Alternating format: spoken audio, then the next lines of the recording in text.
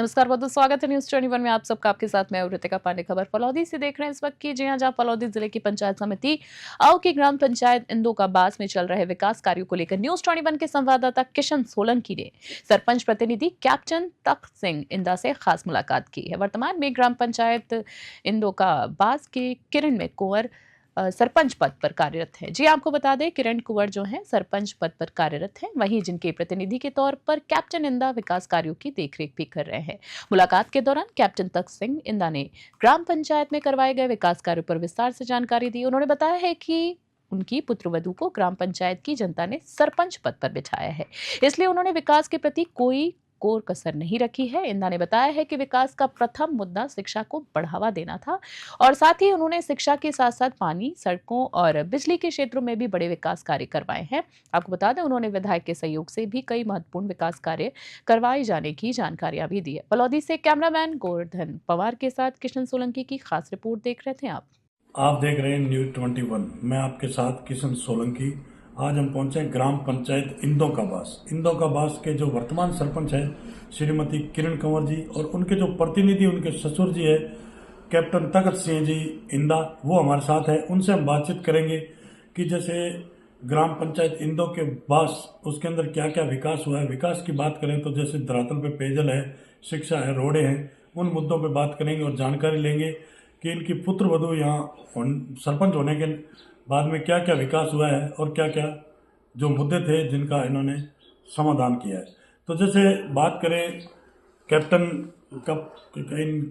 साहब की, तो जैसे यह फौज में सेवाएं दे चुके हैं और एक बहुत ही बड़े यानी कि फौजी होते हैं वो एक बहुत बड़े डिसिप्लिन के अंदर रहते हैं। तो इनसे जानकारी लेंगे कि इन्होंने देश में कहाँ कहाँ सेवाएं दी और फिर अभी ग्राम पंचायत में फिर जनता की सेवा कर रहे हैं। तो आइए मिलते हैं कैप्टन साहब से। सर नमस्कार। नमस्कार साहब।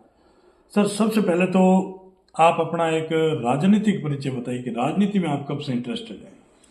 राजनीतिक से मेरा फादर भी पहले से इसी में थे, कांग्रेस में जी। और उसके बाद में मैं फौज में चला गया। बिल्कुल। मैंने 33 साल फौज की सर्विस करने के बाद में बिल्कुल वापस आने के बाद में फादर के जो अपनाए हुए रास्ते पर ही चल रहा। बिल्कुल बिल्कुल।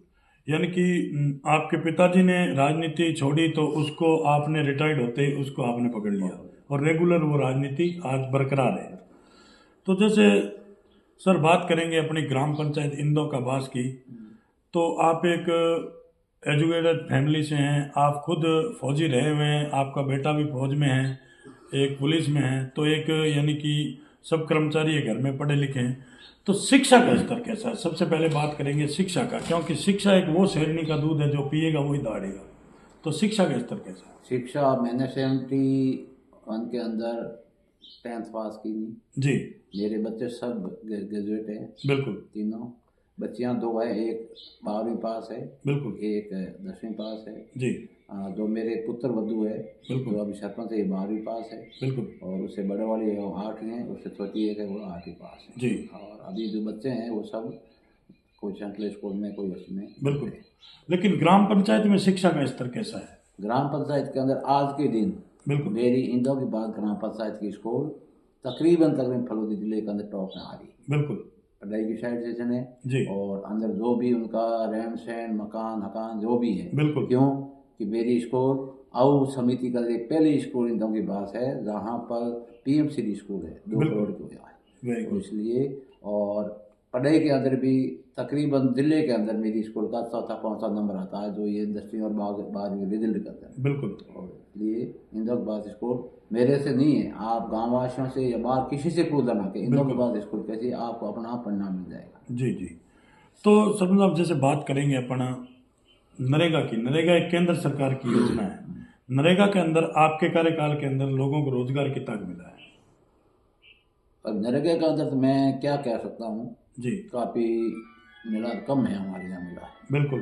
क्योंकि अभी पहले नरेगा चलता था, ये कोई नाडा या ऐसा कोई, अभी वो कर दिया है केंद्र गवर्नमेंट ने बंद जी। इसलिए अभी काफ़ी गरीबों के लिए हालत थोड़ी खराब है। बिल्कुल। और ग्रेवल सड़कें है तो अभी हमारी जो भी थी पहले बन गई है। बिल्कुल। अब सड़क के अलावा कोई काम नरेगा का नहीं चल रहा है। बिल्कुल बिल्कुल। तो जैसे सरपंच साहब बात करेंगे अपन नरेगा की, तो नरेगा के अंदर पक्के और कच्चे वर्ग का जो 60-40 का रेशा है उसके अंदर, क्योंकि हम और भी आपके जो जनप्रतिनिधि साथी हैं उनसे मिले हैं, तो उनका मानना है कि जो पक्के वर्ग का जो माल मटेरियल का बजट है वो समय पर नहीं आने के कारण ग्राम पंचायतों में जो विकास की गति है वो बिल्कुल ठप पड़ी है। तो इस पे आपकी क्या राय है?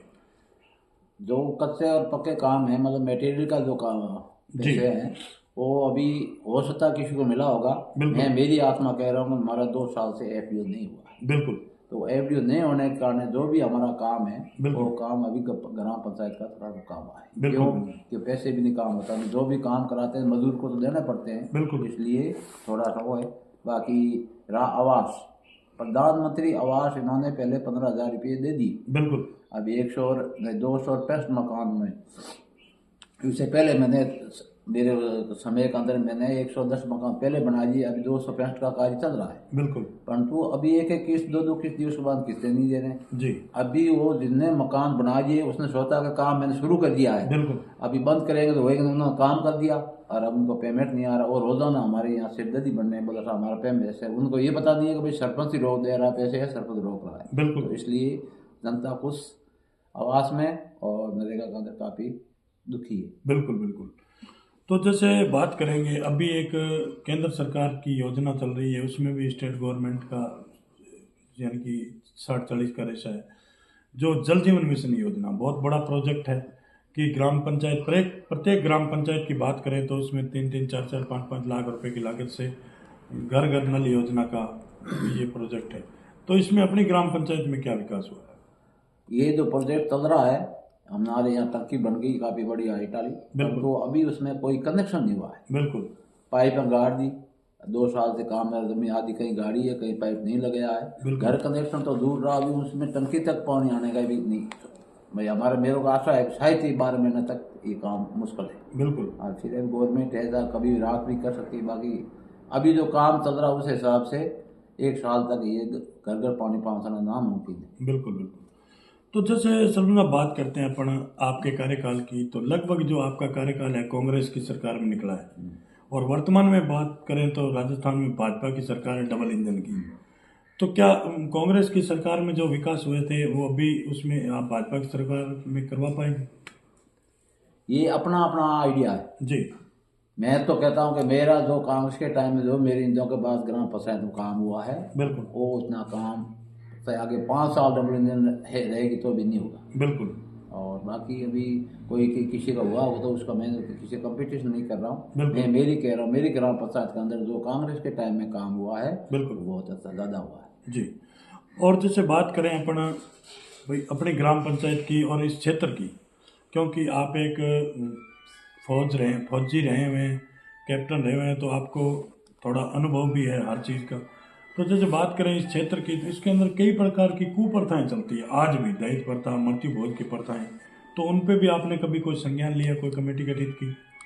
ये जो अभी है दहेज देना, मृत्यु भोज है, ये हमारा चल रहा है राजपूत समाज में। बिल्कुल। अभी मैं यहाँ से इंदावट शेरगढ़ बारह से इंदावट एरिया 15 दिन पहले वहाँ गए थे। बिल्कुल। तो वहाँ इंदा समाज ने ये घोषणा कर दी, बिल्कुल, नशा मुक्ति, किसी प्रकार का नशा नहीं। बिल्कुल। और मृत्यु भोज के अंदर कोई मिठाई कुछ नहीं, एक अपना कोई भूंजा ही बोलते हैं हमारे यहाँ मारवाड़ में, बिल्कुल, वो बनाना और सब्जी बनाना। बिल्कुल। तो अभी यहीं चल रही है। अभी 2-3 यहाँ शादियाँ हुई थी, जी। रणेसर, अपने यहाँ शैतान सिंह नगर, बिल्कुल। काफ़ी जगह उन्होंने जो टीका दिया था बिल्कुल। उनके बच्चे ने वापस लौटा दिया। ये अभी चल रही है प्रथा राजपूत समाज में, जी। तो धीरे धीरे हो जाएगी। बाकी हमारे यहाँ जाट है, जाटों ने बिल्कुल बंद कर दिया, बीड़ी तक बिल्कुल, बिल्कुल। नशा मुक्ति बिल्कुल कर दिया है। बाकी जाति कर रही है काफ़ी। अभी सुथारों कल यहाँ एडा हुआ, मेरा वार्ड पंथ खत्म हो गया था, अभी 5 नंबर वार्ड का उसका कल ही था एडा, जी। तो उन्होंने कोई नशा नहीं पकड़ा है। बिल्कुल। धीरे धीरे ये प्रथा चल रही है, हो सकता कामयाब हो जाएगा। जी। तो सरपंच आप जैसे बात करेंगे अपन माननीय मोदी जी की, क्योंकि आप भी एक बहुत लंबे समय से यानी कि फौज में सेवाएं दी, उसके बाद उस टाइम आपके पिताजी राजनीति में थे और उनके बाद आप आ गए, तो रेगुलर यानी कि कुल मिला के मान सकते हैं कि भी एक रेगुलर पीढ़ी दर पीढ़ी चलती आ रही राजनीति। लेकिन माननीय मोदी जी का एक सपना था कि देश को भ्रष्टाचार मुक्त बनाना है। आपको क्या लग रहा है, भ्रष्टाचार बढ़ रहा है या कम हो रहा है? देखो, इसके बारे में मैं अभी कुछ नहीं कह सकता जी। क्योंकि मोदी जी एक भारत का ही नहीं है, वर्ल्ड का कुछ मानव नेता है। बिल्कुल। परंतु अभी अकेला मोदी जी क्या करेगा? बिल्कुल राइट बात। मोदी जी अकेला कुछ नहीं कर सकता। ये तो नीचे से लेके ऊपर तक मतलब क्या है, कोई भी नीचे से अगर नींव मजबूत है सब बिल्कुल मजबूत होगा। बिल्कुल बिल्कुल तो हो सकता है, बाकी अभी चल रहा है नहीं चल रहा है ये तो आम जनता को पता है, मेरे मुंह से कवाड़ों मत आ। बिल्कुल। तो बहुत ही अच्छा। तो ये थी हमारी खास मुलाकात जो इंदो का बास सरपंच प्रतिनिधि कैप्टन तखत सिंह जी, उनसे हमारी खास मुलाकात थी।